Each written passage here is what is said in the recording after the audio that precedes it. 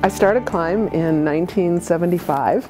I started Climb as a theater company for persons with disabilities. And it was my effort to produce theater that was relevant to people with disabilities that taught me the process of theater that we do now, which is writing to specific objectives, creating plays and classes. After we had worked with just about every type of special population, mainstreaming came to the fore, and so we were working with combined groups of children with and without disabilities. And then we began working with regular education students as well as special ed students. Now we work with all kids. We reach between probably 300 and 450,000 kids a year.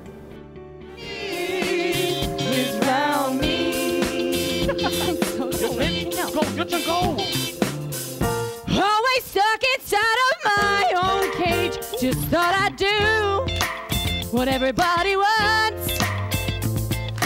And now I'm breaking free and I can't wait, 'cause I'm gonna see what I can do.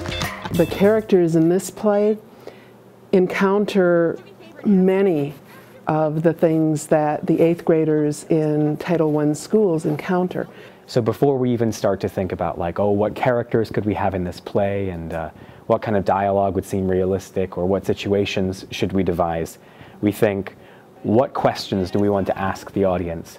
What messages do we want them pondering when they leave? And we don't devise those educational objectives independently of our audience. From Climb's very inception back in 1975, our goal has always been to work with our audience as we come up with those educational objectives. We want to know what would be most useful to them, rather than just what we think they ought to know. Hey man, did Lynn run off? Yeah, love a spat. Really? I'm happy for you, man. About time she noticed you like her. What? Hey, it's cool. We've been friends since we were 9. Oh, yeah, so, how's the song coming? It's coming, I guess. How's the motorcycle coming? Oh, man, it's not. I need about another $200 in parts.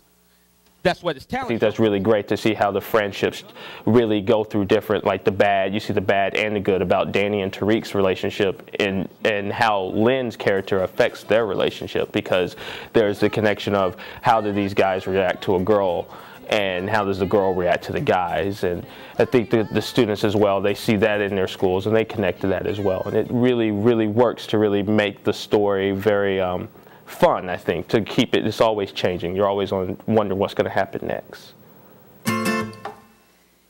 Just 'cause I can play my part don't mean that I don't have heart.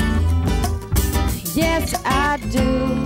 Ooh, ooh. Just 'cause I don't try at school don't mean that I don't want to.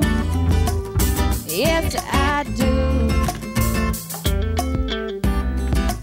See, I remember when they would say that girl, she is going somewhere. I think the key is to try and create your characters as fully as possible, so that way the audience is able to recognize the humanity in the people on the stage. And I think the more you can do that, the more likely they're going to recognize that this story could very well be about them. And they are able to engage empathetically with the characters on stage. And so that way it's not somebody talking to them, it's somebody talking with them. And they're able to engage in that dialogue, I think, furthermore, when after the play is over with, the actors that were in the play come into their classroom and very literally continue the dialogue with them. Ask them questions, get them involved in the process, so that way it's not just somebody talking to them, it's somebody asking them things, inviting them to participate in ways that they don't traditionally do in the classroom. In this particular case, our educational objectives were arrived at by the group that we were collaborating with, so that was the Minnesota Office of Higher Education, who this is all they do. And so they know a lot about what sorts of messages would be most useful to students in this particular socioeconomic bracket and this particular age level. And so we took their expertise and coupled it with our own research and our own instincts as theater artists, and that's how we arrived at the key messages of the play. I think the great thing about this is that the fact that 65 different colleges and universities in Minnesota really helped to fund this program, which I hope that shows to students, and we try to preach this to them, that that this shows that colleges want you to go and be successful and to really go into the colleges.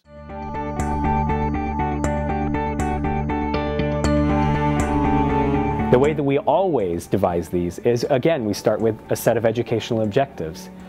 And once we have those, then we ask ourselves the question, how, as interactive theater artists, can we show this stuff rather than tell this stuff? You know, how can we avoid just sort of saying it? You know, because that's the way that kids usually hear stuff. And one of the gifts that we have when we're working with 35 students instead of 235 students or more is that we're able to get them on their feet.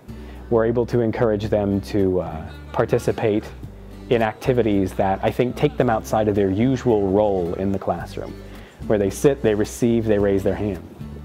But when you play these kinds of games, you're automatically jarred out of that experience into something new. For example, in our follow-up classes, one example of a game we play is called Doom, where, you know, a kid is led by other people across a circle, trying to avoid all these obstacles and that sort of thing. It's just a silly game, you know, and you can play it totally independently of any kind of educational objectives. But I feel like, because it's not what you usually do in the classroom, it's going to sort of put you in a different place, emotionally, mentally. And so you're now in a position to sort of consider something in a different way than you were before you played the game. We always wonder when we go into a school, are they going to really get this? Are they going to really care about the show? And we're usually, 9 times out of 10, they always do. And right at the end, it's always when we have a breakout moment in the show.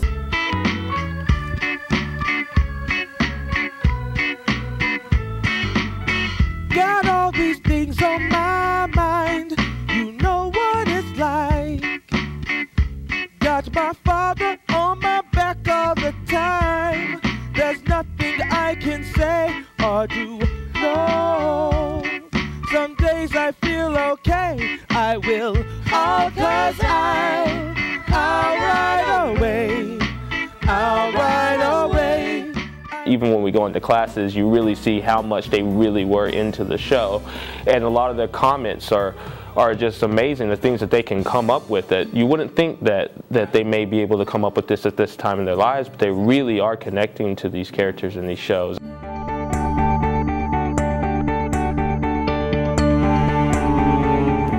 The way that we evaluate our effectiveness at CLIMB is through many different sources.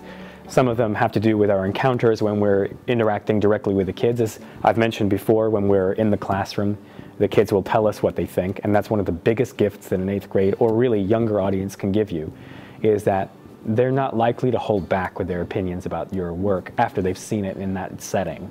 So if they liked it, they're going to tell you, you guys are the best.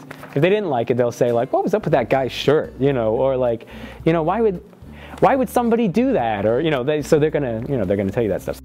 Yeah, I thought that the breakout session that happened in my classroom after the program was very active and engaging for the students. I think the performer who came into the classroom brought a lot of energy and thought-provoking ideas that the students could think about, internalize, and communicate back as a whole group.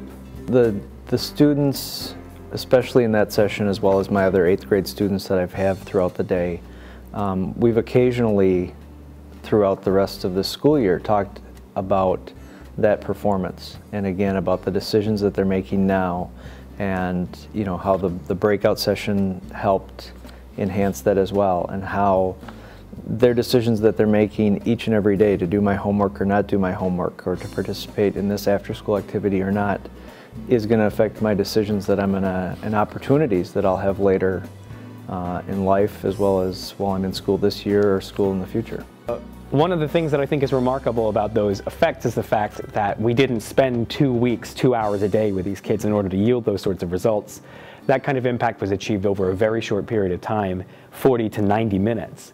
And so one of the things we're proud of is the fact that we're able to work within the schedule of a regular school day and still achieve those sorts of results. It's something we work hard to do, and we're proud of having been able to do.